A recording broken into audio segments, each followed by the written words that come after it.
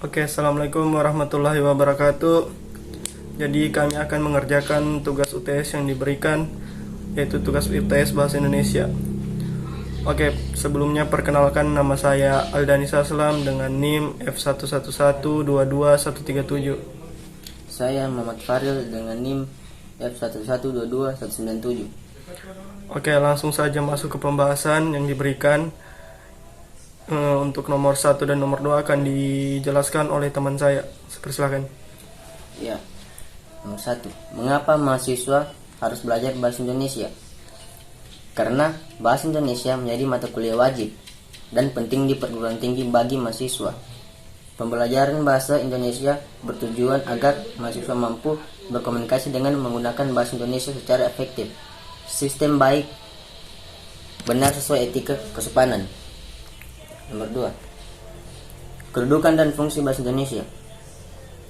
Bahasa Indonesia mempunyai dua kedudukan yang sangat penting, yaitu sebagai bahasa nasional dan bahasa negara. Sebagai bahasa nasional, bahasa Indonesia diantaranya berfungsi mempererat hubungan antar suku di Indonesia. Oke, yang nomor 3 dan nomor 4 akan saya lanjutkan. Jadi yang nomor 3 adalah kita disuruh untuk resensi bahan bacaan tentang teknik sipil. Jadi judul yang bahan bacaan yang kami ambil adalah Studi Sistem Penyediaan Air Baku di Kawasan Industrial Park Kabupaten Morowali atau IMIP.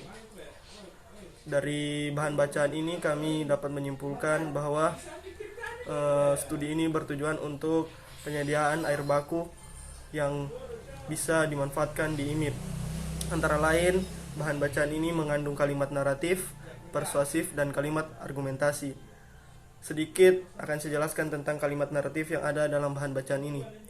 Kalimat naratif yang pertama, kebutuhan air bersih merupakan salah satu unsur penting dalam kehidupan manusia sebagai faktor pendukung kehidupan manusia. Ketersediaan air yang cukup dari segi kuantitas dan kualitas wajib dipenuhi.